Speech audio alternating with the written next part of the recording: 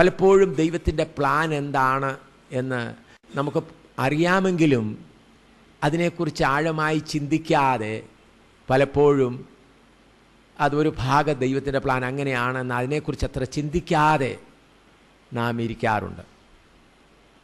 ഒരു എൻജിനീയർ കെട്ടിടം പണിയുമ്പോൾ എപ്പോഴും ആ ബ്ലൂ പ്രിൻ്റ് എടുത്ത് നോക്കും.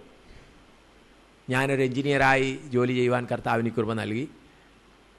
അപ്പോൾ ഞങ്ങൾ എപ്പോഴും നോക്കുന്നത് എയറോഡ്രോം ഉണ്ടാക്കുന്ന കാര്യത്തിലും ബ്രിഡ്ജസ് ഉണ്ടാക്കുന്ന കാര്യത്തിലും എല്ലാം എനിക്ക് അനുഭവമുണ്ട്. അപ്പോൾ എപ്പോഴും നോക്കുന്നത് ബ്ലൂ പ്രിൻ്റ് എടുത്ത് നോക്കും. ബ്ലൂ പ്രിൻ്റ് എടുത്തിട്ട് അത് അപ്രകാരമാണോ, ഇവിടെ കുഴിക്കേണ്ട കുഴിക്ക് ഇത്ര ആഴം ഉണ്ടായിരിക്കണോ, അത്രയും ഉണ്ടോ, എൻജിനീയേഴ്സ് എന്ന് മറ്റുള്ളവരോട് പറഞ്ഞിട്ട് വീണ്ടും അവർ അപ്രകാരം ചെയ്യുന്നുണ്ടോ എന്ന് വീണ്ടും വീണ്ടും ചെക്ക് ചെയ്ത് നോക്കും. എന്നാൽ മാത്രമേ ആ കെട്ടിടം അഥവാ അല്ലെങ്കിൽ എയറോഡ്രോമോ അല്ലെങ്കിൽ പാലമോ എന്താണെങ്കിലും അതിൻ്റെ പൂർണ്ണ എത്ര വർഷം അത് നിൽക്കണമോ അത്രത്തോളം അത് നിൽക്കുകയുള്ളൂ. പെട്ടെന്നൊക്കെ പണിത് കഴിഞ്ഞാൽ കുറച്ച് കഴിയുമ്പോൾ വെള്ളപ്പൊക്കം വന്നു, അല്ലെങ്കിൽ അതിൻ്റെ തന്നെ ഡെഡ് വെയിറ്റ് കൂടി കഴിയുമ്പോൾ അത് തകർന്നു പോകും. അതുപോലെ ദൈവത്തിൻ്റെ പ്ലാൻ എന്താണെന്ന് മനസ്സിലാക്കിയെങ്കിൽ മാത്രമേ നമുക്ക് വാസ്തവമായി നമ്മുടെ ക്രിസ്തീയ ജീവിതത്തെ മുൻപോട്ട് നയിച്ചുകൊണ്ട് പോകാൻ. ദൈവത്തിൻ്റെ പ്ലാൻ പ്രകാരമാണോ ഞങ്ങൾ ഓടുന്നത്? ദൈവത്തിൻ്റെ പ്ലാൻ പ്രകാരമാണോ എൻ്റെ വ്യക്തി ജീവിതം നയിക്കപ്പെടുന്നത്? ദൈവത്തിൻ്റെ പ്ലാൻ പ്രകാരമാണോ കർത്താവിനെ ഏൽപ്പിച്ച വേല ഞാൻ ചെയ്തുകൊണ്ടിരിക്കുന്നത്? ദൈവത്തിൻ്റെ പ്ലാൻ പ്രകാരമാണോ ഞങ്ങളുടെ സഭാപ്രവർത്തനങ്ങൾ മുൻപോട്ട് പോകുന്നതെന്ന് എപ്പോഴും ചിന്തിച്ച് നോക്കിക്കൊണ്ടിരിക്കണം. അല്ലെങ്കിൽ തെറ്റിച്ച് കളയുന്ന സാത്താൻ പലവിധ തന്ത്രങ്ങൾ ഉപയോഗിച്ച് നമ്മളെ തെറ്റിച്ച് കളയും. അതുകൊണ്ടാണ് അപ്പോസ്തലനായ പൗലോസ് പറയുന്നു, ആത്മാവിൽ ആരംഭിച്ചിട്ട് നിങ്ങൾ ജഡത്തിൽ സമാപിക്കും എന്ന് പറഞ്ഞാൽ, തെറ്റിച്ച് കളയുവാൻ മുൻപോട്ട് പോകുന്ന സാത്താൻ നമ്മുടെ പ്രാണനിലുള്ള ബുദ്ധിയിലും തീരുമാനശക്തിയിലുമെല്ലാം കടന്ന് പെട്ടെന്ന് ചില തീരുമാനങ്ങൾ നമ്മളെടുത്ത് മുൻപോട്ട് പോകാനിടയാകും. ഞാൻ ഉദാഹരണമായി ഞങ്ങളുടെ കൂടെയുള്ള ഒരു കർത്താവിൻ്റെ ദാസൻ ഹിമാചൽ പ്രദേശിലും ഹരിയാനയിലും അതുപോലെ രാജസ്ഥാനിലും എല്ലാം വളരെ ശക്തമായി വേല ചെയ്യുന്ന ഒരു കർത്താവിൻ്റെ ദാസനാണ്. അൻസ്രാജ് സൈനി എന്നാണ് അദ്ദേഹത്തിൻ്റെ പേര്. നല്ല പ്രാസംഗികനുമാണ്. നേപ്പാളിലും പോയി കർത്താവിൻ്റെ കൂടെ വേല ചെയ്തു. എൻ്റെ കൂടെ ചൈനയിലും ഫിലിപ്പീൻസിലും ഒക്കെ വന്ന് കർത്താവിൻ്റെ വേല ചെയ്യുന്ന കർത്താവിൻ്റെ ദാസനാണ് കുടുംബമായി.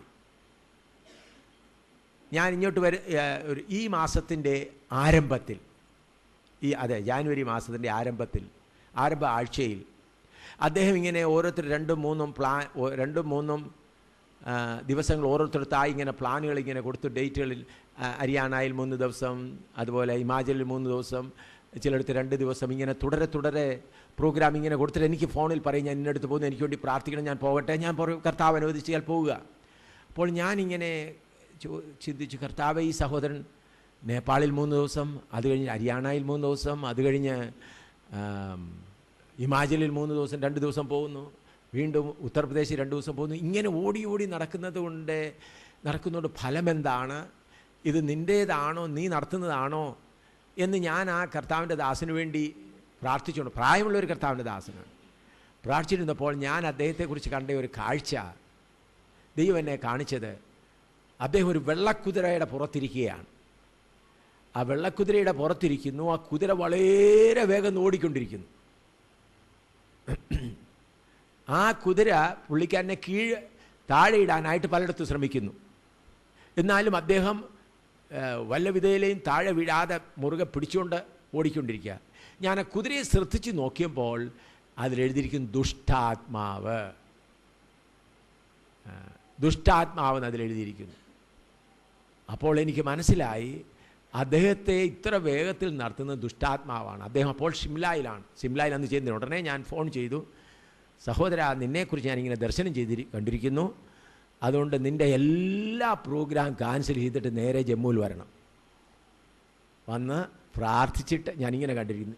ഈ കാര്യത്തിന് തീരുമാനം വന്നതിന് ശേഷമേ ഒക്കെയുള്ളൂ. ഞാൻ അത് കഴിഞ്ഞിട്ട് മറ്റുള്ള സഭകൾ ഹിമാചലിലും ഹരിയാനയിലും രാജസ്ഥാനിലും UP-യിലുള്ള എല്ലാ സഭകൾക്കും ടെലിഫോൺ ചെയ്തു.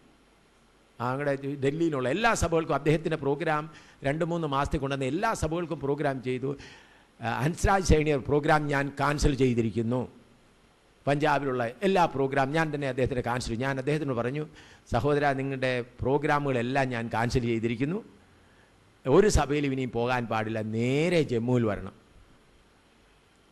ആ പ്രായമുള്ള കർത്താവിൻ്റെ ദാസൻ ഞാൻ ആത്മാവിൽ വേവിച്ച് മനസ്സിലാക്കിയതെന്ന് അറിഞ്ഞതുകൊണ്ട് ഉടനെ തന്നെ പുള്ളിക്കാരൻ പ്രോഗ്രാമെല്ലാം ക്യാൻസൽ ചെയ്ത് ജമ്മുവിൽ വന്നിരുന്നു.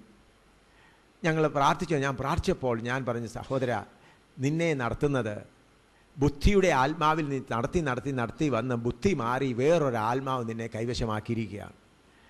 കർത്താവിൻ്റെ ദാസന്മാർ കുതിരപ്പുറത്തല്ല പോകേണ്ടത്. കർത്താവിൻ്റെ ദാസന്മാർ ഒരു കെട്ടപ്പെട്ട കഴുതയെപ്പോലെ എപ്പോഴും കർത്താവിന് വേണ്ടി തയ്യാറായിരിക്കണം. കർത്താവിന് ആവശ്യപ്പെടുമ്പോൾ അത് അവിടെ ഇവിടെയും കറങ്ങി നടക്കുന്ന കഴുതയല്ല, കെട്ടപ്പെട്ടിരിക്കുന്ന കഴുത, കർത്താവിന് വേണ്ടി റെഡിയായിരിക്കുന്ന ഒരു കഴുത. അതിൽ കർത്താവ് കയറിയിരിക്കുമ്പോൾ യെരുശലേമിൽ പോകണമെങ്കിൽ യെരുശലേമിൽ പോകണം. അവിടെ ചെന്നിട്ട് പിന്നെ കർത്താവിനെക്കുറിച്ചല്ലാതെ കഴുതയെക്കുറിച്ചൊന്നും കാണരുത് എന്നിങ്ങനെ പറഞ്ഞ്, ഇതാണ് യഥാർത്ഥ കർത്താവിൻ്റെ ദാസൻ്റെ. ഞാൻ പറഞ്ഞു, ഞാൻ അങ്ങനെയാണ് ചെയ്യുന്നത്. കർത്താവിനെ നിർബന്ധമായി അയക്കുന്നിടത്ത് മാത്രമേ ഞാൻ പോവുകയുള്ളൂ. ഞാൻ എങ്ങും പ്രോഗ്രാം ചോദിച്ചു വാങ്ങിയോ ആരെങ്കിലും വിളിക്കുന്നതിനനുസരിച്ച് ഞാൻ പോവുകയില്ല എന്ന് പറഞ്ഞു. അപ്പോൾ കർത്താവിൻ്റെ ദാസൻ പറയാൻ തുടങ്ങി, ഏകദേശം കഴിഞ്ഞ 2 വർഷത്തിലധികമായി. അത് കഴിഞ്ഞിട്ട് അവരോട് ചോദിക്കും, വരട്ടെ, ഞാൻ അങ്ങനെയാണ് പ്രോഗ്രാം ഉണ്ടാക്കുന്നതെന്ന് പറഞ്ഞു. അത് കഴിഞ്ഞിട്ട് കർത്താവിൻ്റെ ദാസൻ പൂർണ്ണമായി ഇപ്പോൾ ജഗാദ്രിയിൽ അദ്ദേഹത്തിൻ്റെ ഭവനത്തിൽ കാത്തിരിക്കുകയാണ്, ഉപവാസത്തോടെ കാത്തിരിക്കുകയാണ്. ഞാൻ പറഞ്ഞു, ഇനിയും എല്ലാ പ്രോഗ്രാം ക്യാൻസൽ ചെയ്തു. ഒരു പ്രോഗ്രാം നല്ല പ്രാസംഗികനാണ്, ഒരു പ്രോഗ്രാം നടത്താതെ കർത്താവ് നിർബന്ധിക്കുന്നിടത്ത് മാത്രം പോകുക, കർത്താവ് അയക്കുന്നിടത്ത് മാത്രം പോകുക. അപ്പോൾ ഞാൻ പറഞ്ഞതിൻ്റെ സാരം, നാം ദൈവത്തിൻ്റെ പ്ലാൻ മനസ്സിലാക്കാതെ ഇരുന്ന് പോയാൽ അറിയാതെ വഴിതെറ്റിപ്പോവും, പെട്ടെന്ന് വഴിതെറ്റിപ്പോവും. എന്നെ അനേക ആയിരങ്ങൾ സ്കോട്ട്ലൻഡിലേക്ക്, അമേരിക്കയിൽ, ആഫ്രിക്കയിൽ, ഓസ്ട്രേലിയയിൽ ധാരാളം വിളിക്കുന്നുണ്ട്. അവർ എത്ര നിർബന്ധമായി വിളിക്കുന്നുണ്ട്, ടിക്കറ്റിൻ്റെ പണം എല്ലാം അയച്ചുകൊണ്ട്. ഞാൻ പറഞ്ഞു, കർത്താവ് അയക്കുകയാണെങ്കിൽ വരാം, അല്ലാതെ എനിക്ക് വരുവാൻ സാധ്യമല്ല. നാം അതുപോലെ ഒരു കെട്ടപ്പെട്ട കഴുതയായി ഇരിക്കുകയാണ്. കർത്താവ് അയക്കുന്നിടത്ത് പോയി അവിടെ ആളുണ്ടെങ്കിലും ഇല്ലെങ്കിലും, അവിടെ 5 പേരെ കൂടിയുള്ളെങ്കിലും 2 പേരെ കൂടിയുള്ളെങ്കിലും അതൊന്നും നമുക്ക് പ്രശ്നമല്ല. എന്നെ കർത്താവ് അയച്ചു, ഞാനൊരു കഴുതയെപ്പോലെ ഇവിടെ വന്നിരിക്കുന്നു, എൻ്റെ മുകളിൽ കർത്താവുണ്ട് എന്നുള്ളതായ സന്തോഷവും പ്രാഗൽഭ്യവുമാണ് കർത്താവിൻ്റെ ദാസന്മാർക്ക് എപ്പോഴും ഉണ്ടായിരിക്കേണ്ടത്. അപ്പോൾ നമ്മൾക്ക് കർത്താവിൻ്റെ വേല കർത്താവാണ് ചെയ്യുന്നത്, കർത്താവാണ് ചെയ്യിക്കുന്നത് എന്നുള്ളതായ സന്തോഷം നമുക്കുണ്ടാവും. അവിടെ നിന്ദയായിരിക്കും, ചിലപ്പോൾ അപമാനമായിരിക്കും, ഒന്നും നമുക്ക് മറ്റുള്ളവർ പോയി പറയാൻ ലഭിക്കാതെ വന്നാലും, കർത്താവെ, നിൻ്റെ ആത്മ നീ അയച്ചു, അവിടെ പോയി നീ പറഞ്ഞ വേല ചെയ്തു, നിൻ്റെ ഹിതം നിർവർത്തിച്ചു. ചിലപ്പോൾ ഒരാത്മാവായിരിക്കും രക്ഷിക്കപ്പെട്ടത്. ഞാൻ ഒരു പ്രാവശ്യം കർത്താവുമായിട്ടിങ്ങനെ പ്രാർത്ഥനയിലായിരിക്കുമ്പോൾ ഇങ്ങനെ പല കാര്യങ്ങളിങ്ങനെ ചില കൂട്ടുവേലക്കാർ, ഒരുക്കിയ വേലക്കാർ മറ്റുള്ള ഭൗതിക നന്മകൾ കണ്ടു പോകുമ്പോൾ അവരിത്ര വചനം അറിഞ്ഞിട്ടും വിശ്വാസവേലയെക്കുറിച്ച് അറിഞ്ഞിട്ടും ഇവരിങ്ങനെയൊക്കെ പോകുന്നല്ലോ എന്ന് ചിന്തിച്ചപ്പോൾ കർത്താവ് പറഞ്ഞു, 3.5 വർഷം കൊണ്ട് ഞാൻ 12 പേരെയാണ് ഒരുക്കിയത്. അതിനു മുമ്പ് എനിക്ക് ആ ചിന്ത വന്നിട്ടില്ല. 3.5 വർഷം കൊണ്ട് ഞാൻ 12 പേരെയാണ് ഒരുക്കിയത്. 12 പേരിൽ ഒരാൾ പോലും പോയി, 11 പേരെ ഒരുക്കിയുള്ളൂ. അപ്പം കർത്താവ് പറഞ്ഞു, ഈ വലിയ കൂട്ടത്തെ ഒരുക്കുന്നതുമൊന്നും അല്ല കാര്യം, എൻ്റെ ആലോചന പ്രകാരമുള്ളവരെ ഒരുക്കുക. കർത്താവിൻ്റെ ശുശ്രൂഷ കൊണ്ട് 3.5 വർഷം ഇത്രയും അത്ഭുതങ്ങളും അടയാളങ്ങളും എല്ലാം ചെയ്ത് ഇത്ര 1000 പേരെ ആഹാരം പോഷിപ്പിച്ചു. ഇതെല്ലാം ചെയ്തിട്ട് ഒരുക്കിയത് എത്ര പേരെയാണ്?